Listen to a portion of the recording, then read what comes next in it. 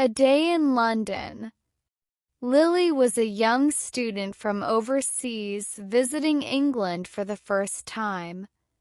She was on a mission to become fluent in English and explore London, the city she dreamed about for years. As her plane landed, she felt a rush of excitement mixed with nerves.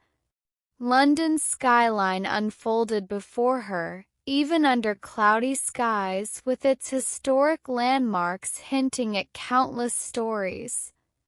On her first morning, Lily was up early, eager to see Big Ben. She had read so much about the famous clock tower, but seeing it up close was another experience altogether. As she strolled across Westminster Bridge, a friendly tour guide approached her, noticing her wide-eyed wonder. "First time in London?" the guide asked with a smile. "Yes, it's my first time here," Lily replied, carefully pronouncing each word. She was happy for the chance to practice her English, and the guide seemed pleased, offering her a quick overview of London's most famous sights. Feeling more confident, Lily continued on her way, stopping by Trafalgar Square where she saw people from all around the world taking photos and feeding pigeons. Nearby, she noticed a street musician playing a violin, filling the air with beautiful music that gave the bustling city an almost magical feel. She thought about asking the musician where he was from, but decided just to listen and soak in the sounds of London instead. As she made her way to Buckingham Palace, she joined a group of tourists watching the changing of the guard. Despite the large crowd, Lily managed to get a good view, watching the soldiers in their iconic red uniforms and tall black hats. Standing next to her was a family from America. Noticing her, they struck up a conversation, asking where she was from and what she thought of London so far.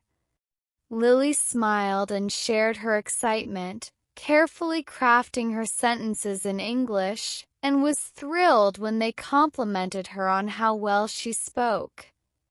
By the afternoon, Lily was starting to feel more at ease with her English, but she wanted to challenge herself.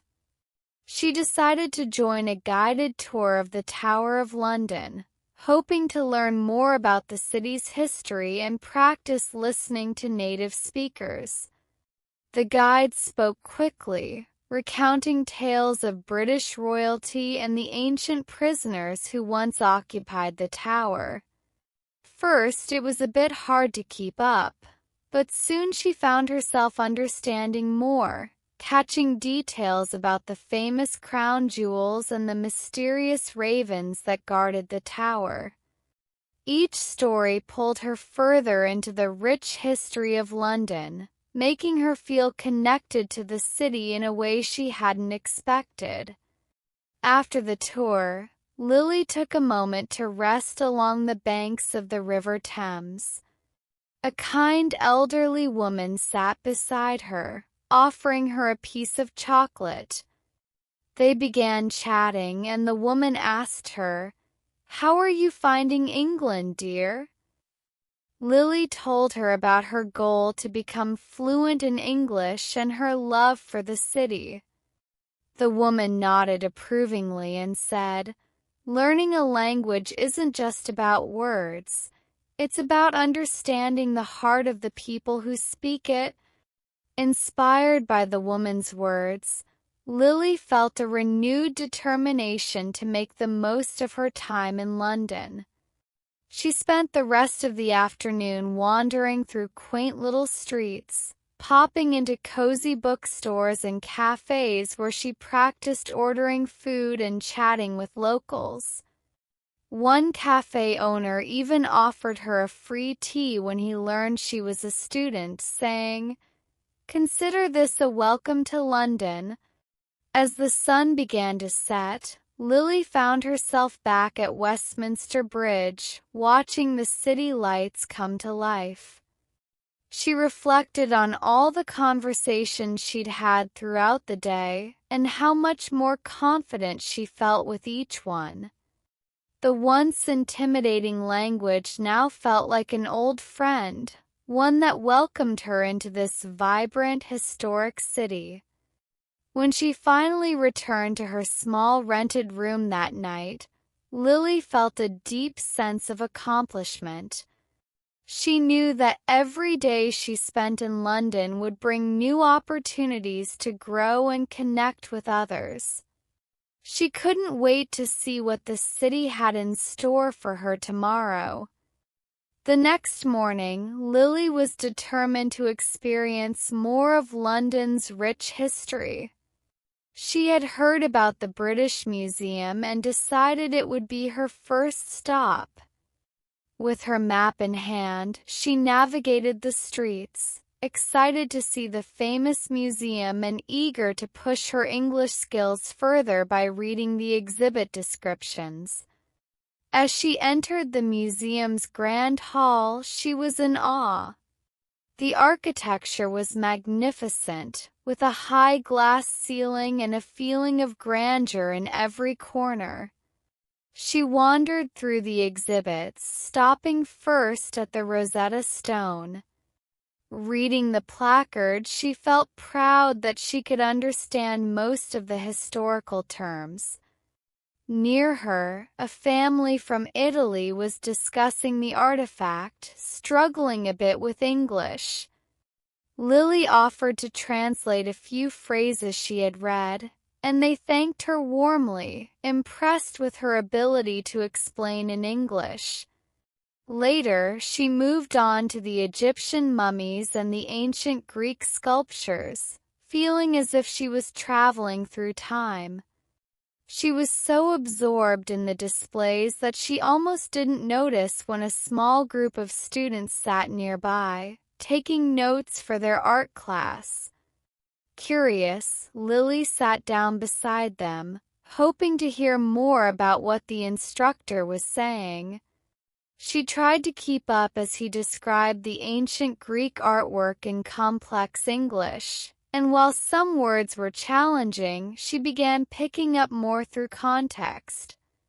In the afternoon, Lily took a stroll down Oxford Street to experience London's vibrant shopping district. She was overwhelmed by the bright displays, fashionable locals, and bustling crowds. Spotting a bookstore, she decided to go in and look for an English novel, hoping it would help improve her reading skills.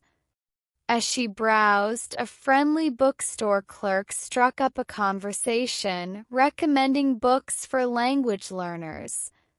They chatted about authors, genres, and Lily's goal to become fluent.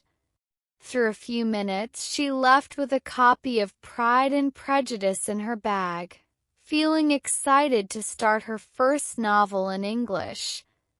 Later, as evening approached, Lily found herself at Piccadilly Circus.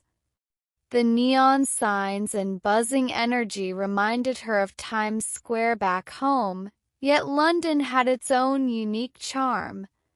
She bought herself some fish and chips from a nearby stand and found a quiet spot to enjoy her meal while watching the people go by.